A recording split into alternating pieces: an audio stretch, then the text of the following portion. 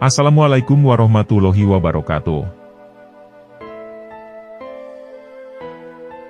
Kali ini kami akan membawakan kisah dari seorang kiai karismatik, Kiai Ahmad Siroj. Siapakah sosok beliau sebenarnya? Dan benarkah beliau seorang wali Allah yang punya kelebihan? Maka dari itu, simak pembahasan kali ini hingga akhir. Kiai Ahmad Siroj, bagi masyarakat Solo dan sekitarnya cukup dikenal dengan sapaan Mbah Siroj. Beliau selalu berpakaian khas dengan memakai blangkon, berbaju putih, dan bersarung wulung. Tidak hanya kekhasan dalam berpakaian, namun beliau dikenal juga sebagai seorang ulama yang arif, soleh, dan mempunyai harisma. Setiap ucapannya, konon memiliki sejumlah makna tersendiri. Bahkan di jajaran kota Solo, beliau dikenal sebagai seorang waliullah dengan beberapa karomah yang dimilikinya. Maka, berdasarkan kepribadian dan sikap hidup serta istiqomah beliau, banyak muridnya yang senantiasa menyelenggarakan haul untuk mengenang wafat beliau setiap tahunnya. Kiai Ahmad Siroj merupakan putra Kiai Umar, salah seorang waliullah, atau yang lebih dikenal dengan nama Imam Pura. Makam Kiai Imam Pura berada di Susukan, Kabupaten Semarang. Menurut sumber yang ada, Kiai Imam Pura ini bila ditarik lebih adalah memiliki garis keturunan dengan Sunan Hasan Munadi, yang paman dari Raden Patah. Yang mana, beliau dahulu ditugaskan mengislamkan daerah lereng Gunung Merbabu sebelah utara, atau sekarang dikenal sebagai Desa Nyatnyono. Kiai Ahmad Siroj mempunyai beberapa saudara, di antaranya adalah Kiai Holil yang bermukim di Kauman, Solo, dan Kiai Juwaidi yang bertempat tinggal di Tengaran, Kabupaten Semarang. Semasa mudanya, Kiai Ahmad Siroj selalu teadim pada gurunya. Bila beliau berjanji, selalu ditepati. Bila berkesanggupan, pasti dijalani. Sejak kecil memang beliau telah kelihatan menonjol bila dibandingkan dengan teman-teman seusianya. Beliau bergaul dengan semua lapisan masyarakat tanpa membedakan suku, agama, ras maupun status sosial dan kelompok moral macam apapun. Dengan penjual bakso di Notosuman yang beragama Katolik dan seorang Tionghoa, beliau berhubungan baik dan saling berkunjung. Bahkan hingga kini, penjual bakso tersebut selalu memberikan bantuan setiap ada haul dari Kiai Ahmad Siroj. Penjual bakso tersebut berkenan mengirim 3 kambing serta beberapa kuintal beras untuk menyukseskan acara haul tersebut. Dengan Romo Petrus Sugianto, dijalin juga persahabatan. Kiai Ahmad Siroj sering diundang makan dan sering melakukan sholat di rumahnya. Begitupun Romo tersebut sering mengunjungi beliau. Kiai Ahmad Siroj tidak segan makan satu piring dengan santrinya atau orang yang menginginkan mendekati beliau. Bila mereka butuh uang, beliau tidak segan-segan membantunya. Sebaliknya, bila beliau meminta uang, bukan untuk diri pribadi. Akan tetapi, uang tersebut untuk orang lain yang membutuhkannya. Sewaktu masih muda, Kiai Ahmad Siroj berguru kepada beberapa ulama besar. Di pesantren Mangunsari yang berada di Nganjuk, Jawa Timur, beliau menimba ilmu kepada Kiai Bahri.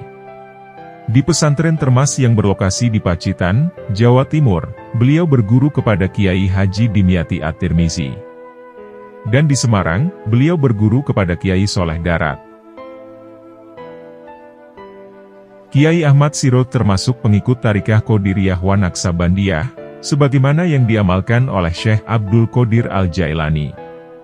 Beliau terkenal sebagai seorang yang abid, atau ahli ibadah.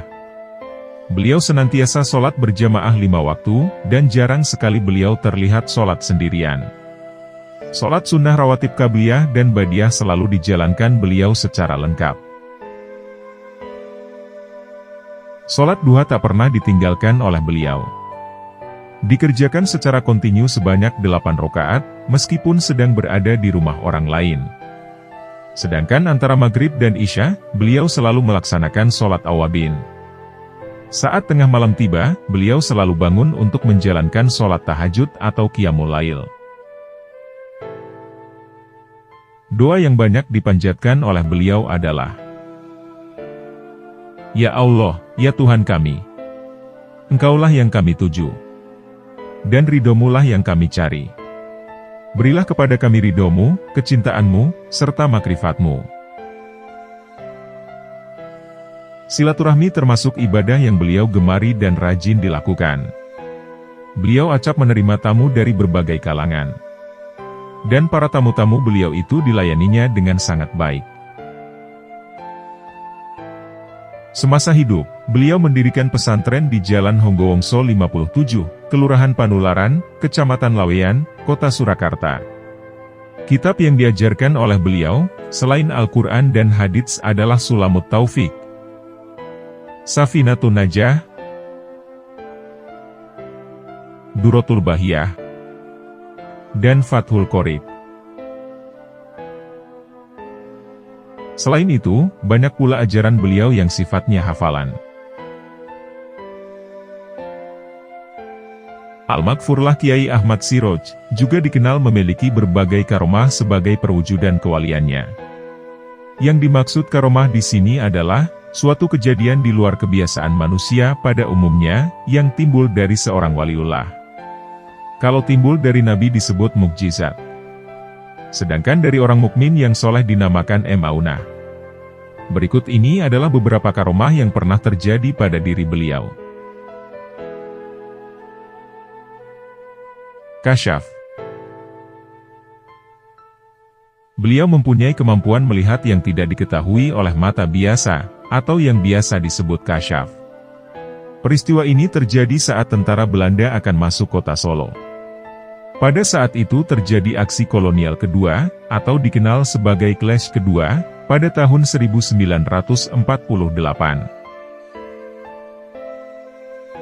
Satu seksi Laskar Hizbullah yang terdiri dari 50 orang, berkumpul di Begalon, Panularan. Kiai Ahmad Siroj tiba-tiba saat itu datang mengadakan inspeksi. Seorang pemuda anggota Laskar Hizbullah bernama Hayun, 25 tahun, tiba-tiba didekati beliau lalu dipeluknya seraya berucap, "Ahlul Jannah! Ahlul Jannah!" Tak lama kemudian, datang tentara Belanda dengan sejumlah pasukan tank, lewat Pasar Kembang ke arah selatan. Hayun maju dengan beraninya sendirian sambil membawa granat nanas. Kemudian dicabutnya dan melompat, sambil melempar granat ke arah tank. Ketika tank meledak, terbakarlah tentara Belanda yang berada di dalam tank juga termasuk Hayun, si pelempar granat tersebut.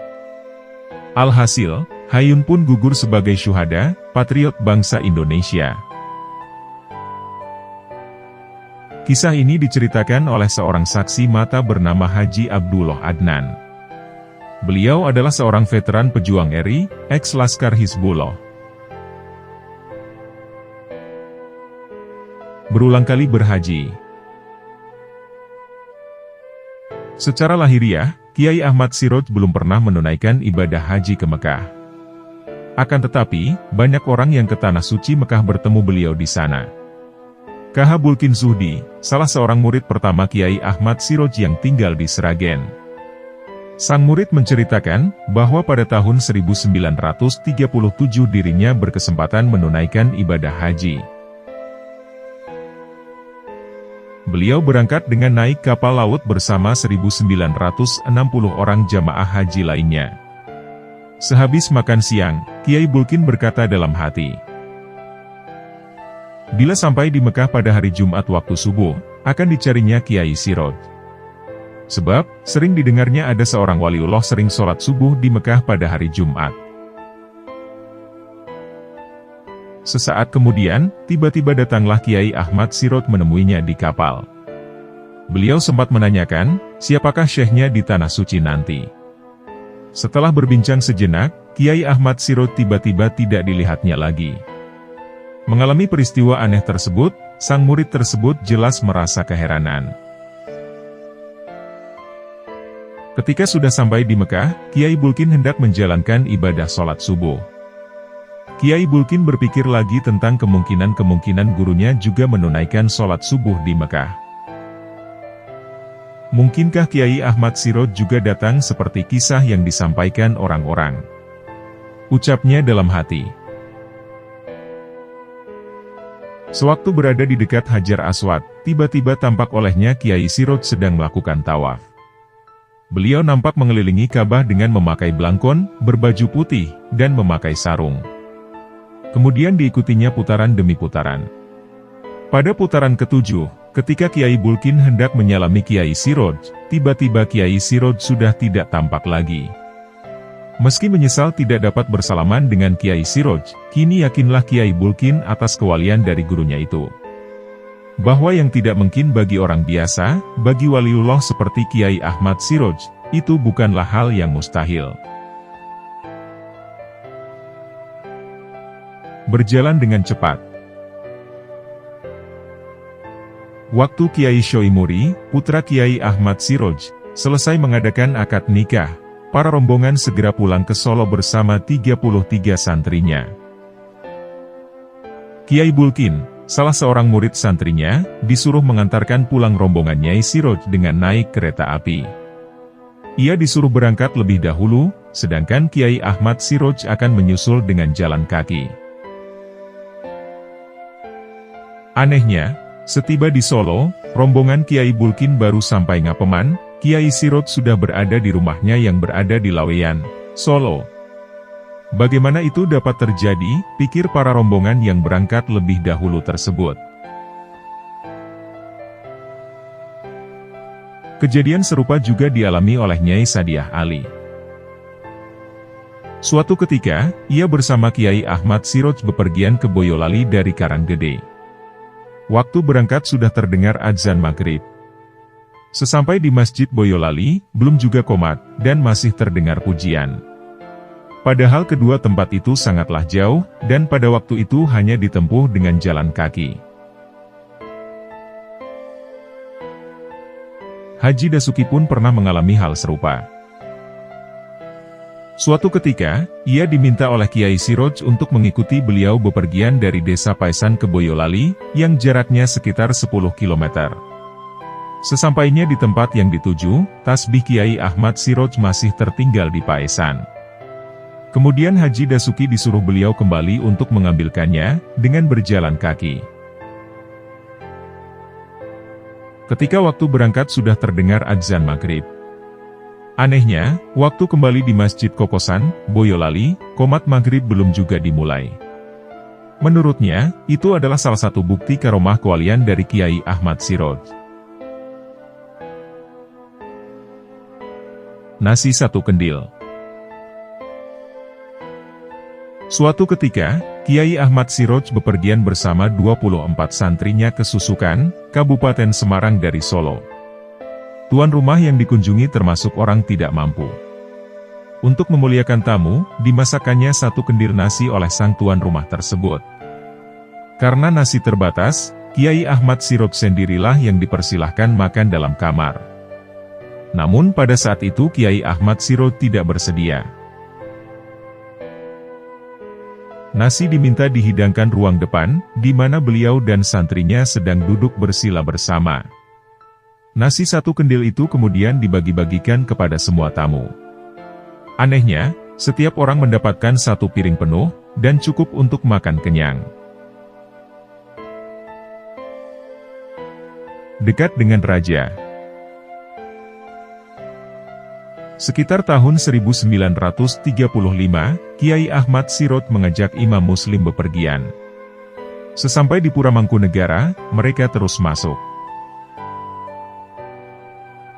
Di pendopo Mangkunegaran, Kiai Ahmad Siroj bertemu dengan seseorang yang tidak dikenal oleh Imam Muslim. Dua insan itu pun segera saling berpelukan erat, menggambarkan saling melepas rindu setelah lama tak bersua. Lalu mereka menuju ke belakang, duduk berhadapan sambil berbincang seperlunya.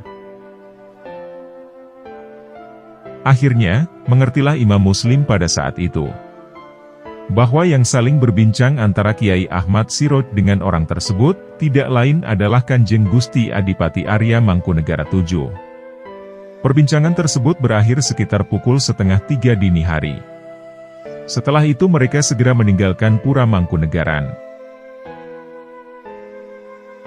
Sesampai di Pasar Pon, pohon asam yang berdahan tinggi diraih Kiai Ahmad Siroj untuk menghentikan sebuah sepeda motor yang datang dari arah timur. Penumpangnya pun berhenti, lalu turun. Sebagaimana kejadian di Pura Mangkunegaran, di tempat ini pun keduanya saling berpeluk erat, menunjukkan keakraban. Setelah berbincang sejenak, berpisahlah keduanya. Dari percakapan Kiai Ahmad Siroj dengan penumpang motor tersebut, Imam Muslim barulah mengetahui bahwa yang barusan bercakap-cakap dengan Kiai Ahmad Siroj, beliau adalah Ingkang Sampeyan Dalem, Sri Susuhunan Paku Buwono X, Raja Kasunanan Surakarta yang termasyhur.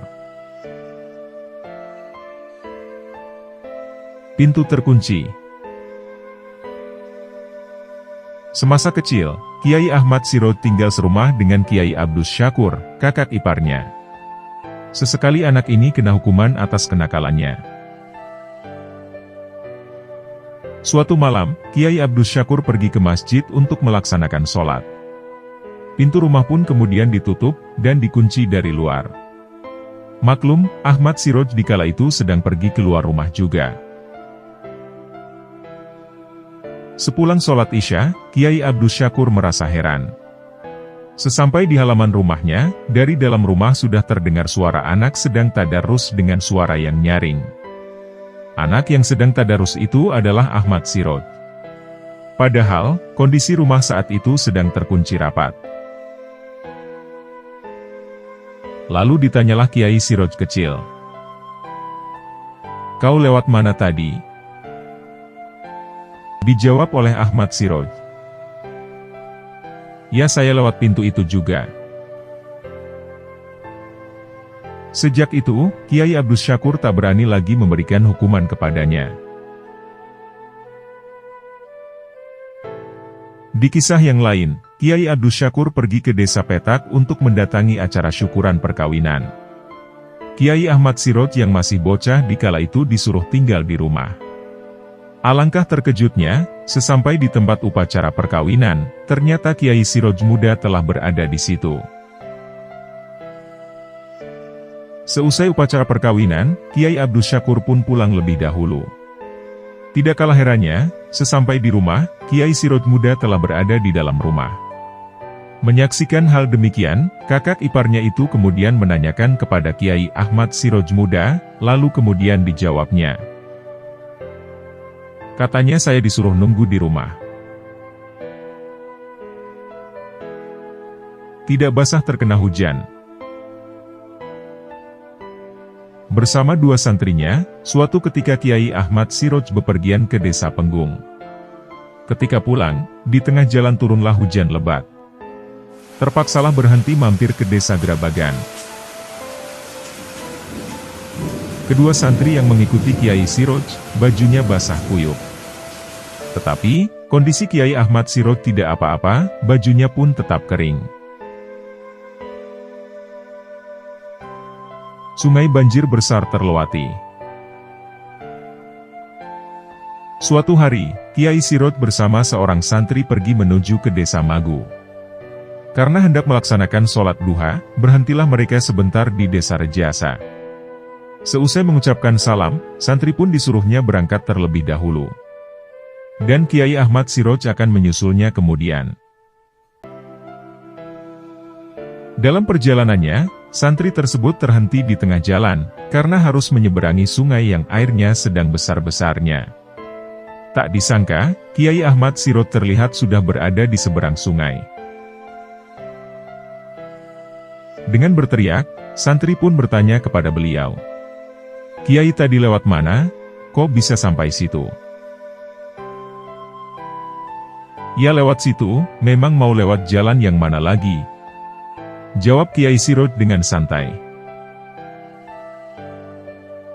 Karena santri tersebut disuruh menyeberang tidak berani, Kiai Ahmad Siroj kemudian memerintahkan mereka agar pulang saja. Bak air penuh. Pada suatu ketika, Kiai Ahmad Siroj sedang berkunjung ke rumah Muhi di Cepogo. Pada saat itu, bak air yang berada di rumahnya diminta oleh Kiai Ahmad Siroj untuk dibersihkan, agar supaya bisa diisi dengan air baru. Setelah dibersihkan, Muhi lalu pergi ke sumur untuk mengambil air, guna diisikan pada bak kosong tadi. Alangkah terkejutnya ketika Muhi hendak menuangkan air, ternyata bak kosong tadi telah penuh berisi air bersih. Mendatangi mimpi. Pada suatu saat, Kiai Asfari melakukan sholat Jumat berturut-turut selama 7 Jumat di Masjid Al-Muayyad yang terletak di Solo. Pada malam Jumat minggu ke-7, Kiai Asfari mimpi dianjurkan Kiai Ahmad Siroj agar menikah dengan Nyai Syafi'ah. Pada Jumat siang, sehabis sholat Jumat di Masjid Al-Muayyad, Kiai Ahmad Siroj singgah ke rumah dekat masjid tersebut. Di samping Kiai Asfari yang berada di situ, juga terdapat Kiai Umar. Jamuan makan siang pun disajikan. Kebetulan yang menghidangkan Nyai Syafi'ah juga. Seketika itu juga, Kiai Ahmad Siroj memerintahkan agar Kiai Asfari pergi sowan ke rumah Kiai Mansur di Klaten. Ternyata, perintah Kiai Mansur sama dengan Kiai Ahmad Siroj sebelumnya. Malah pada waktu itu juga ditetapkan hari dan tanggalnya sekaligus. Setelah diingat-ingatnya, ternyata 3 tahun yang lalu Kiai Umar pernah diperintah memotong kambing pada hari dan anggal tersebut, atau tepat pada hari tanggal ijab Kiai Asfari dengan Nyai Syafi'ah. Mengabari kewafatannya. Kiai Ahmad Siroj meninggal dunia pada hari Senin Pahing, tanggal 27 Muharram, tahun 1381 Hijriah. Atau bertepatan pada tanggal 10 Juni, tahun 1961. Sebelum Kiai Ahmad Siroj sakit meninggal dunia, Kiai Zainal Makarim Karanggede mimpi bertemu beliau. "Mengapa saya sakit tak dijenguk?" tanya Kiai Ahmad Siroj kepada Kiai Zainal Makarim dalam mimpi. Terperanjatlah Kiai Zainal Makarim saat itu.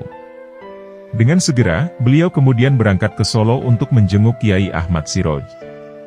Sesampai di Solo, ternyata jenazah telah diberangkatkan sampai di Jalan Rajiman, Kadipolo.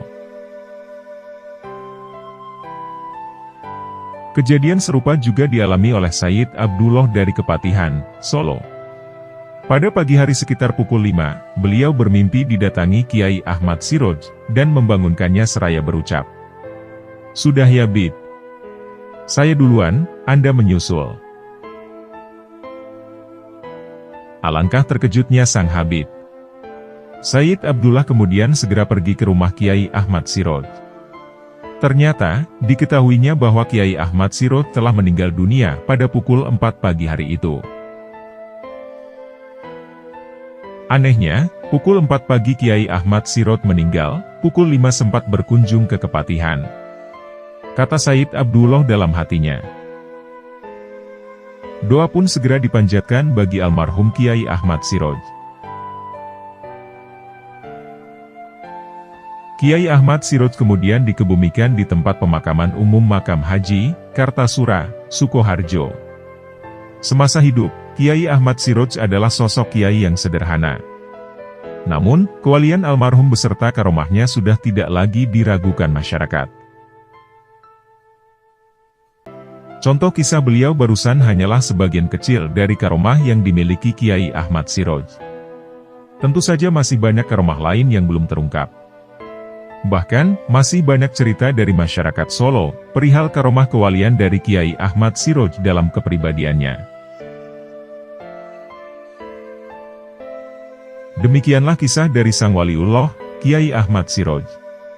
Semoga kita dapat mengambil hikmah dari kisah perjalanan hidup beliau ini. Terima kasih telah menonton. Jangan lupa klik tombol subscribe, like, komen, dan share, sebagai bentuk dukungan terhadap channel kami. Wassalamualaikum warahmatullahi wabarakatuh.